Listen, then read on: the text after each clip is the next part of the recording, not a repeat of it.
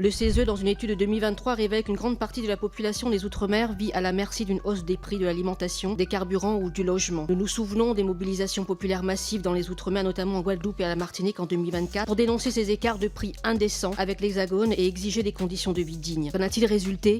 Rien. Cela suffit, cette logique coloniale doit cesser. Les Outre-mer doivent devenir les avant-postes de la bifurcation écologique, de la souveraineté alimentaire, de la transition énergétique, du progrès humain. Et il faut des moyens. 11 milliards exactement, au minimum, d'après un contre-budget élaboré par la délégation des Outre-mer en 2024. Et ce budget 2026 est très loin du compte. Et surtout, il met en lumière le mépris du gouvernement. Moins 623 millions d'euros en autorisation d'engagement, moins 151 millions d'euros en crédit de paiement, une baisse de 25% sur le dispositif d'aide aux entreprises ultramarines, soit un coût de rabot de 750 millions d'euros. C'est une véritable mise à mort de l'économie dans les Outre-mer. Un décrochage budgétaire porté à la fois par le programme Emploi Outre-mer du fait de coupes importantes dans le dispositif d'exonération de cotisations sociales, sans redistribution de ces crédits, mais aussi par le programme 123, Conditions de vie Outre-mer, qui finance pourtant le quotidien, logement, continuité territoriale, action sociale, culture. Tout cela alors que dans nos Outre-mer, il faudrait construire 110 000 logements. Plusieurs collectivités sont plongées dans un chaos économique et social. La grande pauvreté est 5 à 15 fois plus élevée que dans l'Hexagone. Et le chômage est 2 fois plus élevé